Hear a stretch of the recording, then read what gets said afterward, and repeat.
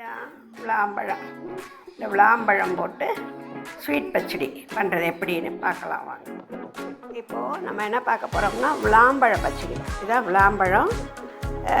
விநாயகர் சட்டி இருக்கலாம், அதில் உள்ளது எடுத்து வச்சுருக்கேன்.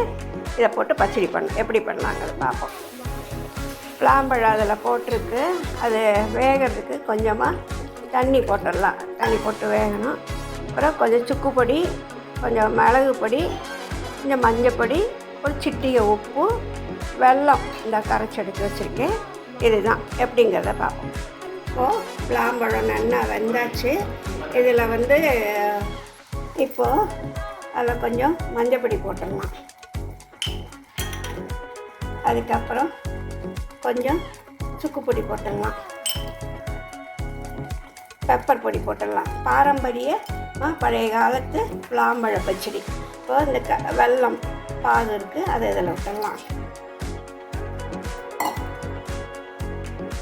இப்போது கொஞ்சம் ஏலக்காய் பொடி போட்டாச்சு. எல்லாத்தையும் நல்லா மிக்ஸ் பண்ணி சேர்ந்து கொதித்து வரட்டும். இப்போது விளாம்பழ பச்சடி ஆயாச்சு. கீழே இறக்கி வச்சுட்டோம் பார்ப்போம். இப்போது இது ஆயாச்சு. அதில் நல்லா ஒரு ஸ்பூன் நெய் போட்டுடலாம். நெய் போட்டுட்டு ஒரு சிட்டிகை உப்பு, அப்புறம் உடைச்ச முந்திரி பருப்பு அது போட்டுடலாம். ரெடி ஆயாச்சு விளாம்பழ பச்சடி, ஸ்வீட் பச்சடி. ரொம்ப அருமையாக டேஸ்ட்டாக இருக்கும். நல்ல வாசனையாக இருக்குது. இது எல்லோரும் பண்ணி பாருங்க. பாரம்பரியமாக அந்த காலத்தில் பண்ணுற இது